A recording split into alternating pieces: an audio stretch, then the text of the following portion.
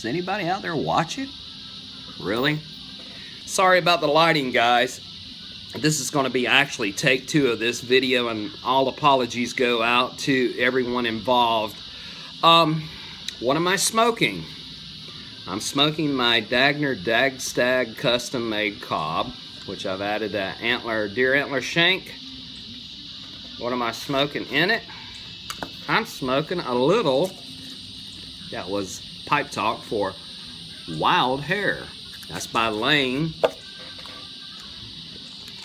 Can't really see. But it's a mixture of light and dark Cavendishes with a touch of burley that has, when you light it up, it has a hint of vanilla smell for the room note, as well as a slight vanilla taste. It's not too overpowering, and actually that is my 3rd tin that I'm on, so that right there tells you it must be pretty good.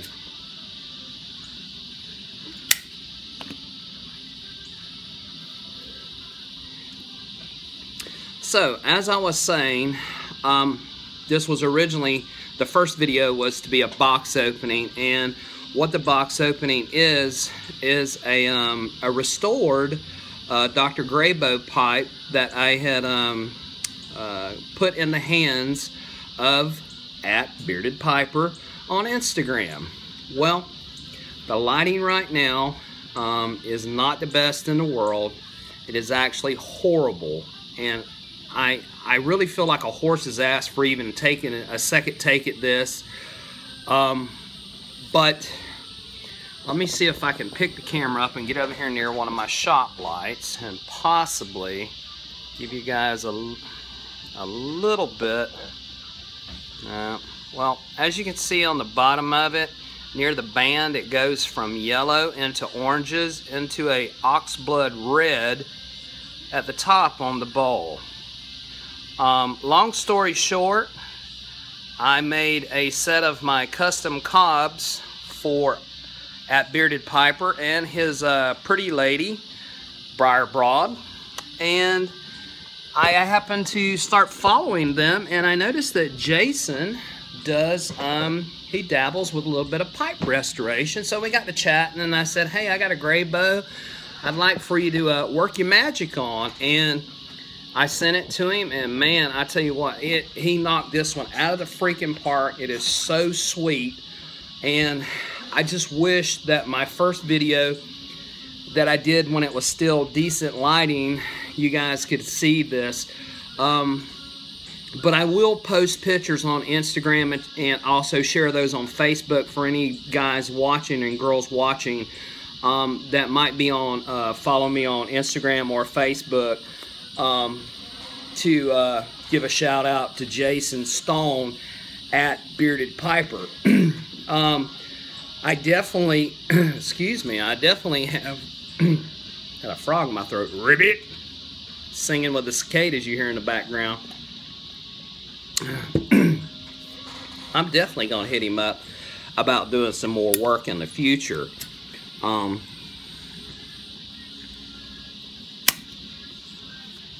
Much love and respect to you, Jason. I love it. And I think my emotion on my PSA that I did on Instagram this evening prior to doing the first filming of this actually shows all my enthusiasm. Right now I'm kind of battling a little bit, being a little bit annoyed because I'm having to redo this again. Okay, but enough of the bitching. Let's stay positive. So, what else was I going to talk about? I was just going to, you know, share with you guys some of my custom cobs that I've modded out. And, you know, when I first got into this, modifying custom cobs, it was just a wee little bit, and then it grew into damn near an obsession. It's definitely an addiction for me. I really enjoy and love doing it because I'm a hands-on kind of guy, and I get a little bit of satisfaction. Didn't want to come out. Satisfaction. Road to slow bus. Anywho, a little satisfaction from doing things with my hand and seeing the end product of what I made. So it's very cool to take something as simple as a Pony Express pipe from Missouri Meerschaum like this, you know, and do some rustication on a bowl. Add a little bit of a river cane, or a bamboo if you will, and making it into a warden. This was actually my first church warden that I made, as far as a cob church warden. And this one's my personal one. Let me kind of turn the camera that way a little bit. This is another one that I made this weekend for a guy on Instagram, Lloyd, Wildwood Piper.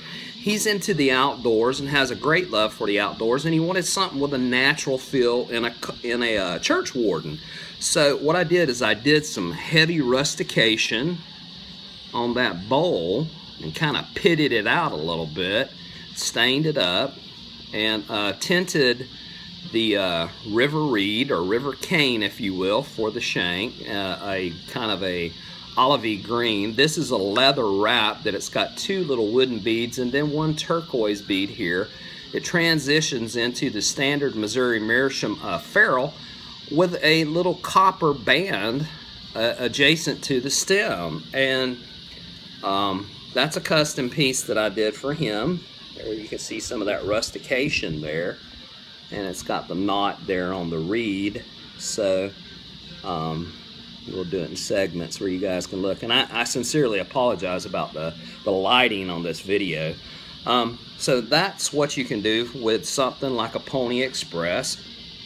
You can also take a standard legend Washington cob, if you will, one like this billiard, if you will, and oh shit, dropping the merchandise. And what you can do is customize an extended bowl. Angle out the stem, sand it down. I took the cob grain that they stamp on it off, added a custom copper ferrule, custom bent factory stem. I try to use as much factory parts as I can, keeping true to the nature of them being Missouri Meerschaum products. And this one I call the Crooked Copper Poker. And this will be going out to a customer. That one's awesome. You can take something like an acorn-shaped pipe like this. This is the new Missouri Meerschaum stubby, if you will. It's an acorn bowl with a standard filtered shank and a Dagner saddle bit that they've incorporated onto it. And what you can do with something like this shape is to round off this point, thus creating a round bowl, or an apple, somewhat of an apple shape, and create something like this. I increased the angle here, shortened the shank, the standard factory shank, made the standard ferrule into a silver tone, custom bent Danish stem from Missouri Meerschaum that I did myself, and this one has a blue tint to it that is actually one that I call the Captain Nemo. Now, what else can you do? You can take and switch out parts. You can use a shank from, say, a standard Missouri Meerschaum shank, such as this one on this stubby, and the bowl from the new Missouri Meerschaum Marcus. Remove the shank from this, use this shank and this bit, and create something like this little stubby Dublin that I made. And I also transformed the standard blackened metal ferrule into a silver tone metal, if you will. Now, what I like to do when the stems, if you will, I'm going to pop this one real quick on this, if I can, on this Washington, and it's just that easy. It's a pry and pull. Where this part of the shank goes into the bowl, as you can see, it's angled. What I like to do is I like to get in here and chamfer out this area so that it creates a turbulence, if you will, so that it makes for a better smooth draw, and clean it up So I actually do more than just putting color on a cob. There's a little more to it than that, but with modifying a cob, you can make it as simple or as complex as you want. The sky is the limit. Your limitations are endless. If you have a creative mind, you can do it. As far as accessories or things to put on it, just let your mind wander. When you go to the hardware store, when you go to the craft store, just look around and say, hey, how could I use that on doing a custom cob modification? As far as, you know, stains and colors, you will never go wrong if you do things that are non-hazardous, okay? Always stick with stains or you know, clear coats or whatever you want to call them that are non-hazardous. You'll never go wrong with that. Glue, I use Elmer's glue. You can eat the shit, as Jason Dagner says. You can even take something such as this, or actually, hold that thought. You can take and use, I'm bringing the camera back over here, you can use one of, sorry about that guys, this is kind of on the fly. What you can do is use one of the Missouri Meerschaum Devil Acorn. Of course, it's an acorn short bowl. And this is kind of Missouri Meerschaum's twist on a devil ants, but they call it the devil acorn, the little devil acorn. I myself like to keep it traditional looking. Acorns are cool, but when it comes to an ants, in my opinion, they need to look somewhat traditional. But that's just me. And you can trick it out by taking off that point, if you will, take off that point, rounding that point off, and trying to get it as close as you can where that shank inserts into the bowl, but yet not compromising the thickness of the bowl, and create the illusion of a devil ants. Now this one, I have, it's double ferruled. I left the factory ferrule on inside of the 40 cal spent casing. That does two things. It gives it a little stability so that it doesn't wiggle where the tenon of the stem goes into the shank. It offers some stability, as well as I didn't glue it so that the new owner, when he removes the stem, he can remove the ferrule, which is the spent shell casing, and polish it if he chooses to. Well guys, those are just a few tips and pointers about, you know, modding cobs. It's fun, it's addictive. Like I said, you can make it as simple or as complex as you want. Sky is the limit on what you can do.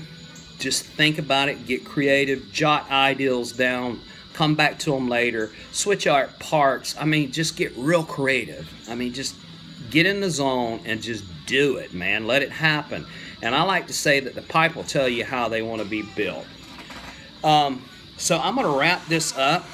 Big shout out again to Jason Stone, Bearded Piper, over on Instagram. If you're looking to get a pipe restored, he's the guy to hit up. Hit him up. He did some jam up work. I'll post pictures on Instagram and Facebook in good lighting. And get you some wild hair from Lane. It's some good tobacco. And get out there and make a cob, man. Make you a cob mod. You'll be glad you did. You guys take care of one another. Be blessed. Love your brothers and sisters. Live life like there's no tomorrow, because we are not promised tomorrow. Y'all be good. Take care. See ya!